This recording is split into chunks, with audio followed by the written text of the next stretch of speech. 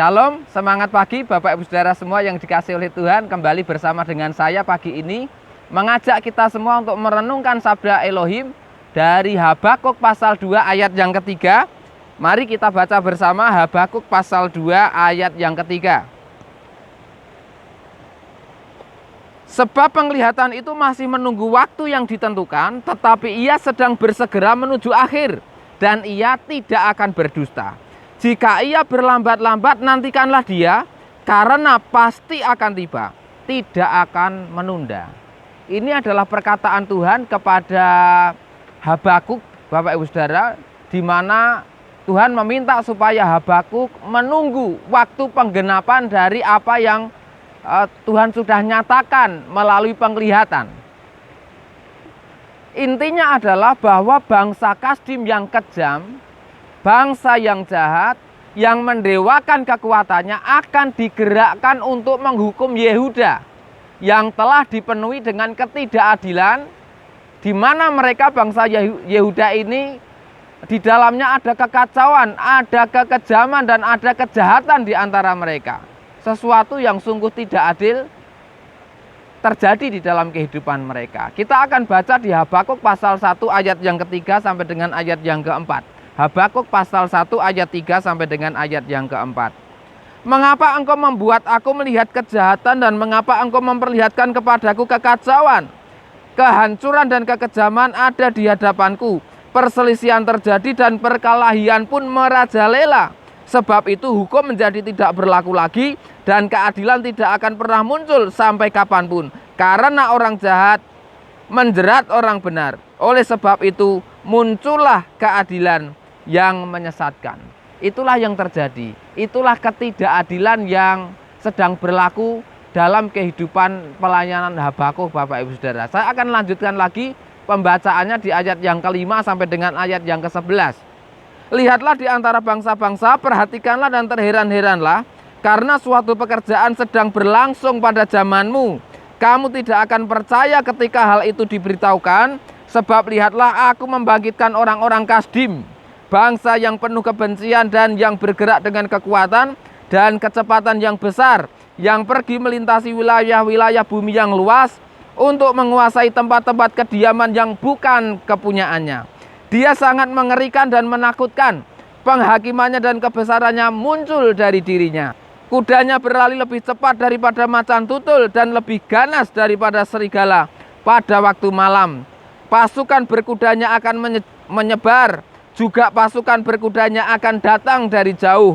Mereka akan terbang seperti Raja Wali yang menyerang untuk melahap. Seluruh bangsa itu akan datang untuk melakukan kekejaman. Pasukannya mengarahkan pandangan mereka ke timur dan mengumpulkan tawanan seperti banyaknya pasir. Dan dia akan mencemooh raja-raja dan penguasa-penguasa menjadi sasaran ejekan baginya. Dia menertawakan setiap kubu pertahanan dan menimbunnya dengan tanah, lalu merampasnya. Kemudian dia bergerak seperti angin, tetapi dia bersalah karena mendewakan kekuatannya. Bapak Ibu Saudara yang dikasihi oleh Tuhan, Habakuk merasa tidak mengerti dengan keputusan tersebut. Habakuk tidak mengerti dengan apa yang sudah diberitahukan kepadanya melalui penglihatan tersebut. Karena itu kita akan lihat kitab Habakuk pasal 1 ayat yang ke-13. Habakuk pasal 1 ayat yang ke-13 saya akan bacakan bagi kita. Matamu terlalu suci untuk melihat kejahatan dan tidak dapat memandang kelaliman. Tetapi mengapa engkau memandang orang-orang yang berbuat jahat? Akankah engkau diam ketika orang jahat menghabisi orang yang lebih benar dari dia? Sepertinya Habakuk bingung dan sedikit protes menurut saya, saudara. Oleh karena apa? Dia melihat bahwa bangsa yang lebih kejam justru menghakimi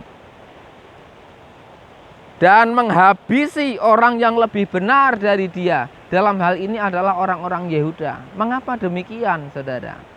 Nah, dalam pergumulannya tersebut, pada akhirnya Habakuk dapat mengerti bahwa orang yang sombong tidak akan bertahan. Saya akan bacakan di pasal yang kedua, ayat yang kelima dari kitab Habakuk ini. Habakuk 2 ayat yang kelima. Lagi pula karena anggur seseorang berkhianat, orang yang sombong tidak akan tetap bertahan, karena dia membesarkan nafsunya seperti dunia orang mati dan seperti maut yang tidak pernah merasa cukup. Dan dia mengumpulkan bangsa-bangsa bagi dirinya dan mengumpulkan bangsa-bangsa untuk menjadi miliknya. Bapak Ibu Saudara, penglihatan yang diberikan oleh Tuhan kepada Habakuk tidak akan tertunda. Maka sekali lagi tadi Habakuk diminta untuk menanti dengan sabar. Saya akan lanjutkan pembacaannya di ayat yang keempat dari kitab Habakuk. Habakuk pasal 2 ayat yang keempat.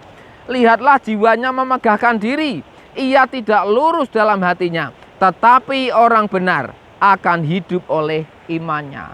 Tuhan meminta supaya Habakuk dan orang-orang Yehuda waktu itu tetap hidup oleh imannya kepada Tuhan mereka. Karena itu Bapak Ibu Saudara sekalian yang dikasihi oleh Tuhan, pagi ini kita belajar. Yang pertama adalah andalkan Tuhan senantiasa dalam hidup kita. Jangan seperti bangsa Kasdim yang mendewakan kekuatannya. Mereka tidak akan dapat bertahan. Jadi hiduplah dalam kerendahan hati, hiduplah dalam kehidupan yang kita ini mengandalkan Tuhan dalam segenap aspek hidup kita. Dan juga Bapak Ibu Saudara, saya berdoa apabila Tuhan memberikan suatu penglihatan atau janji khusus kepada Bapak Ibu Saudara, maka pesan Tuhan yang sama seperti yang sudah disampaikan kepada Habakuk tadi untuk bersabar, untuk menunggu waktunya supaya penggenapan dari penglihatan atau janji khusus tersebut terjadi. Maka nantikanlah dengan setia. Maka dengan iman kita percaya bahwa apa yang Tuhan sudah nyatakan, apa yang Tuhan sudah janjikan kepada kita tidak akan pernah tertunda. Walaupun Bapak Ibu Saudara, kadangkala kita ini merasa tampaknya sangat-sangat berlambat-lambat. Demikianlah apa yang saya sampaikan Bapak Ibu Saudara. Tetap semangat dalam menjalani kehidupan dan pelayanan kita. Tuhan kita Yesus Hamasiah memberkati kita sekalian. Amin. Haleluya.